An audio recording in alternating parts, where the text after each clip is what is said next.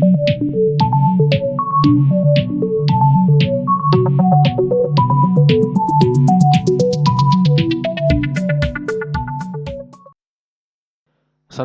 warahmatullahi wabarakatuh. Selamat malam, selamat datang di channel Wims Komputer. Hari ini saya ingin menjelaskan materi baru, yakni mengenai CSS atau Cascading Style Sheet. Nah, apa itu CSS? CSS atau Cascading Style Sheet adalah salah satu dokumen website yang berfungsi untuk mengatur style huruf, warna, jarak antar huruf, serta bentuk tampilan pada website yang tidak dapat dilakukan oleh HTML. Nah, biar lebih mudah, di sini ada gambar ya, analogi mengenai HTML dan CSS. Dulu saya pernah menjelaskan bahwa HTML itu adalah kerangka dari halaman websitenya. Diibaratkan rumah, HTML ini modelnya seperti ini rumahnya, hanya sebatas kayu dan kerangka yang membentuk rangka rumah. Jadi tidak ada tembok, tidak ada atap, pintu maupun jendela. Tapi ketika HTML itu dikombinasikan dengan CSS, maka rumah itu terlihat menjadi lebih cantik ya. Ada tembok yang dicat, kemudian ada atap untuk menutup rumahnya, kemudian ada pintu untuk masuk, jendela, dan juga ada terasnya. Jadi terlihat bahwa CSS itu akan memperbaiki atau mempercantik tampilan halaman website yang mana HTML tidak bisa melakukan itu. Nah, manfaatnya apa CSS ini? Yang pertama, kalau teman-teman menggunakan CSS pada HTML, maka kode HTML itu akan menjadi lebih sederhana. Ya. Kemudian yang kedua, karena kode HTML-nya lebih sederhana, baris script-nya lebih sedikit, maka ukuran filenya otomatis akan lebih kecil. Kemudian yang ketiga, teman-teman bisa mengubah tampilan webnya dengan mudah. Jadi tidak perlu harus mengubahnya lewat HTML, tapi cukup mengubahnya lewat CSS saja. Kemudian yang keempat, dapat berkolaborasi dengan JavaScript agar tampilannya itu terlihat lebih dinamis, lebih luas. Dan yang terakhir, support dengan hampir semua jenis web browser. Nah, kemudian script CSS itu terdiri atas 3 struktur. Yang pertama ada selektor, kemudian ada property, dan terakhir ada value. Ya, struktur dari script CSS itu kurang lebih sama seperti gambar ini. Ya, jadi ada selektor, kemudian ada kurung kurawal, dan di dalam kurung kurawal itu ada property, kemudian ada value. Nah, kita bahas satu-satu. Selektor itu apa? Sesuai bahasanya, selektor ini adalah kata unik, sebuah kata yang digunakan untuk memilih elemen HTML yang akan dimodifikasi. Nah, jadi selektor sesuai namanya dia memilih tag HTML-nya. Nah, selektor itu ada 3 macam. Yang pertama ada selektor tag, kemudian ada selektor kelas, dan yang terakhir ada selektor ID. Nah, selektor tag itu adalah selektor yang menyebutkan secara langsung tag HTML-nya yang ingin dimodifikasi. Contohnya seperti ini. Jadi di sini ada tag HTML H1. Nah, H1 ini adalah selektornya di dalam script CSS. Kemudian di dalamnya yang akan dimodifikasi adalah color, warna teks, kemudian teks transformasi. Nah, kemudian ada selektor kelas. Nah, selektor kelas ini adalah selektor yang menyebutkan nama kelasnya. Jadi kita membuat kelas dulu, nama kelas dulu, yang berisikan tag yang ingin dimodifikasi. Nah, pembuatan nama kelas itu diawali dengan tanda titik seperti ini. Ya, nah kita buat nama kelasnya dulu dengan menggunakan tanda titik di awal nama kelasnya. Kemudian kelas itu tadi dipanggil melalui atribut kelas. Kemudian diberi value nama kelasnya tadi. Kemudian yang terakhir ada selector ID. Mirip seperti selector kelas, bedanya adalah tanda yang digunakan adalah hashtag, ya. Kemudian yang kedua, dia manggilnya, cara pemanggilan kelas, cara pemanggilan ID-nya itu yaitu dengan atribut ID, kemudian dengan nilai atau value nama ID-nya tadi, ya. Nah, ini contoh atau tabel ya yang berisikan daftar selektor CSS. Jadi ada beberapa dan bisa dibilang lumayan banyak. Kemudian ada properti. Nah, properti ini adalah jenis style yang berfungsi memberikan style pada selektor. Jadi selektornya sudah ada, baru ditambahkan properti. Properti ini adalah jenis style yang akan diterapkan. Nah, jumlah properti itu sangat banyak, ya. Misalkan di sini ada background color, ya, ada font family, font size, margin, padding dan sebagainya. Eh, Kenapa banyak? Karena untuk background saja contohnya, ini masih ada beberapa jenis lagi. Ada background color, ada background image dan sebagainya. Begitu juga dengan font. Ini tidak hanya font family tapi font-font yang lain juga ada. Nah, sehingga untuk menghafal itu semua juga agak sulit ya karena memang jumlahnya sangat banyak. Jadi cukup yang diperlukan saja. Kemudian ada value. Value ini adalah nilai dari properti yang mana value ini tidak bisa sembarangan digunakan ya. Jadi sudah ditentukan pasangannya dengan properti yang digunakan. Sebagai contoh misalnya saya mau menggunakan properti color, otomatis pasangannya adalah teks karena teks itu mengandung nama warna. Kita tidak bisa memasangkan color dengan angka karena angka yang murni ya karena memang itu sudah pasangan yang beda. Kecuali kalau misalnya color ini disambung dengan kode warna itu mungkin masih bisa karena kode warna itu kan ada yang berupa huruf, ada yang berupa angka atau kombinasi. Tapi kalau misalnya angka murni, kita tidak bisa memasangkan color dengan angka yang murni. Jadi tidak bisa. Jadi sudah ada pasangannya masing-masing. Kemudian properti dan value itu ditulis di dalam kurung kurawal. Seperti yang tadi saya jelaskan bahwa penulisan skrip CSS itu seperti ini. Jadi ada selektor, ada kurung kurawal, kemudian diikuti dengan properti. Kemudian setelah properti itu ada titik dua untuk memisahkan properti dan value.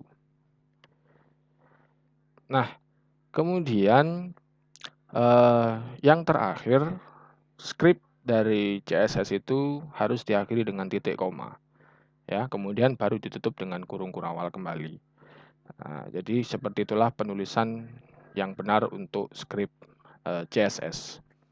Nah, penulisan CSS ketika dikombinasikan dengan HTML itu ada 3 macam. Yang pertama ada inline CSS. Kemudian yang kedua ada internal CSS dan yang ketiga ada external CSS. Nah, inline itu seperti apa? Jadi script CSS yang ditulis di dalam halaman HTML yang mana penulisannya itu akan menggunakan atribut style secara langsung dituliskan dalam tag HTML. Biasanya inline CSS ini cocok untuk beberapa properti saja, tidak banyak, dan ini sifatnya permanen. Contohnya seperti pada gambar ini.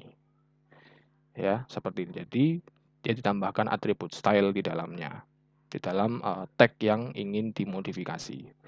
Kemudian yang berikutnya, internal CSS itu kita menggunakan tag style. Yang mana tag style ini akan ditulis pada tag atau elemen head. Ya, ini juga sama, hanya biasanya digunakan untuk sedikit selektor dan hanya untuk satu halaman HTML. Penulisannya untuk internal itu seperti ini contohnya. Jadi dia ada di dalam tag head, kemudian di dalam tag head itu kita menggunakan tag style. Kemudian yang terakhir ada external CSS. Nah, penulisan untuk eksternal CSS itu kita menyimpan script CSS itu di dalam file tersendiri dengan ekstensi .css. Ya, jadi ada satu file CSS, ada satu file HTML. Jadi dia terpisah dengan file HTML-nya. Kemudian pemanggilan file CSS itu dilakukan juga di dalam tag head. Ya, dilakukan juga di dalam tag head. Nah, penulisannya adalah seperti ini. Nah, jadi dia ditulis di dalam tag head menggunakan tag link ini. Ada atribut rel, ada atribut type, ada atribut href. Nah, itu tadi penjelasan mengenai penulisan CSS ya, ada 3 jenis. Nah, sekarang saya akan tunjukkan bagaimana tutorialnya mengkombinasikan script CSS dengan HTML. Nah, saya akan gunakan satu file HTML yang kemarin, misalnya saya ambil yang ini ya, latihan paragraf. Saya buka di Sublime Text. Nah, seperti ini. Saya juga akan buka di web browser. Nah, seperti ini ya tampilan aslinya sebelum diberikan script CSS. Nah, kita mulai dengan menggunakan inline CSS. Nah, di sini tadi dijelaskan bahwa kita akan menambahkan atribut style pada tag yang ingin dimodifikasi. Jadi seperti ini. Di sini ada tag P, ada atribut line. Nah, di sini kita tambahkan satu atribut lagi yaitu style. Nah, di dalamnya kita kasih ini petik 2 ya. Kemudian di dalam atribut style ini kita kasih nilai yang berisi properti dan value dari CSS-nya tadi. Misalnya karena ini tulisan ya, saya ingin ubah warnanya, color, warnanya merah. Nah, seperti ini. Jangan lupa diakhiri dengan titik koma. Ya, setelah itu kita simpan. Sekarang di sini akan kita reload. Nah, maka tulisannya sudah berubah menjadi merah dengan sentuhan script CSS. Ya. Nah, seperti itu caranya untuk yang inline CSS. Berikutnya kita akan masuk ke internal CSS. Nah, di internal ini kita menggunakan tag style yang ditulis pada elemen head. Ya. Oke, kita langsung saja. Ini kita hapus. Ini kita hapus. Kemudian di sini ya head-nya ya. Mau ditulis di atas title atau di bawah title juga tidak masalah. Yang penting ada di dalam head. Kemudian kita tambahkan tag style-nya. Style. Kemudian kita tutup. /style. Kemudian kita kasih enter. Yang ada di antara tag style ini ya. Kemudian kita tuliskan selektornya. Karena ini ada tag P, berarti kita akan ubah atau kita modifikasi tag P sebagai selektornya. Kemudian kita kasih kurung kurawal seperti ini bentuknya ya, jangan sampai salah. Kemudian kita kasih properti. Saya masih gunakan color untuk mengubah warnanya. Tadi merah, sekarang misalnya saya ubah jadi biru. Ya, ingat kita pakai ejaan bahasa Inggris bukan bahasa Indonesia. Terus saya mau modifikasi tag body ya. Jadi nanti backgroundnya akan kita ganti warna. Jadi kita akan gunakan body untuk selektornya. Kasih kurung kurawal. Kemudian kita akan ubah warna backgroundnya dengan properti background color ya. Titik 2. Kemudian nilainya kalau tulisannya biru coba kuning lah ya. Kuning biar kontras agar tulisannya itu terbaca. Oke. Maka hasilnya adalah seperti ini. Nah, ya, terlihat bahwa kita sudah berhasil memberikan warna tulisan dan juga warna background dengan sentuhan CSS dengan cara penulisan internal CSS ya. Nah, seperti itu. Kemudian yang terakhir, kita akan menggunakan eksternal CSS ya. Nah, tadi jelaskan bahwa kalau eksternal CSS ini kita akan membuat file .css ya. File tersendiri dengan ekstensi .css. Kemudian dipanggil dengan atribut link ini. Oke, kita mulai. Saya kembalikan lagi stylenya ke posisi semula. Saya save lagi. Sudah berubah ya, kembali ke semula. Sekarang kita buat file CSS-nya, file new. Nah, penulisan untuk script CSS itu tidak ada awalan seperti tag HTML, tag head, dan sebagainya, tidak ada ya. Jadi langsung kita tulis selektornya, kemudian kurung kurawal, kita enter seperti ini boleh. Terus kita tambahkan propertinya. Kalau color tadi sudah ya, font size lah. Ya, karena saya mau ubah ukurannya, karena menurut saya ini meskipun sudah saya zoom tapi agak terlalu besar. Font size. Nah, karena font size ini ukuran dan nilainya itu angka, berarti kita bisa menggunakan angka seperti ini, 8 atau 8 poin ya. Nah, seperti ini untuk font size. Kemudian body tadi, body background ya, background color. Saya mau kasih warna apa ya? Ya udahlah, biru ya, biru blue. Nah, seperti ini. Nah, ini penulisan script CSS-nya, jadi tidak perlu ada tag HTML dan segala macam, cukup seperti ini saja. Nah, kemudian kita save. Nah, save-nya ini, file CSS-nya ini harus berada di dalam folder yang sama ya dengan HTML, begitu. Supaya nanti pemanggilannya lebih gampang. Gitu. Kalau tidak berada di dalam folder yang sama, otomatis kan nggak ketemu HTML itu. File HTML itu tidak menemukan file CSS-nya. Otomatis perubahan modifikasinya tidak akan muncul. Jadi harus jadi satu folder. Misalkan namanya adalah model.css begini. Kemudian save as type-nya all files, dan kita save. Nah, kemudian yang terakhir kita panggil file CSS tadi dengan link rel ini. Ya, dengan tag link itu tadi. Ditaruh di head. Nah, link ini saya tutup dulu. Kemudian kita kasih atribut rel. Rel style sheet. Style sheet. Nah, seperti itu. Nah, ini kenapa filenya style sheet? Karena kita akan merujuk file CSS-nya. Makanya value-nya ini adalah style sheet atau file CSS-nya. Kemudian ada type. Type value-nya adalah text /CSS. Sebenarnya type ini juga bisa dituliskan di mana tadi, di internal tadi seperti ini boleh ya. Tidak juga tidak apa-apa karena tadi kan ngefek ya perubahannya. Tujuannya adalah karena file CSS kita itu terdiri dari script ya. Jadi bentuknya teks. Kemudian href.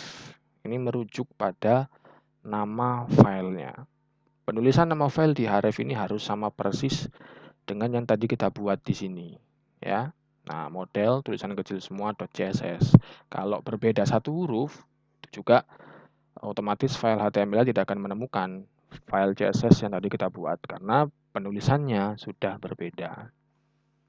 Oke, kita save. Nah, seperti ini. Kemudian kita refresh untuk melihat perubahannya. Nah, ini sudah berubah ya.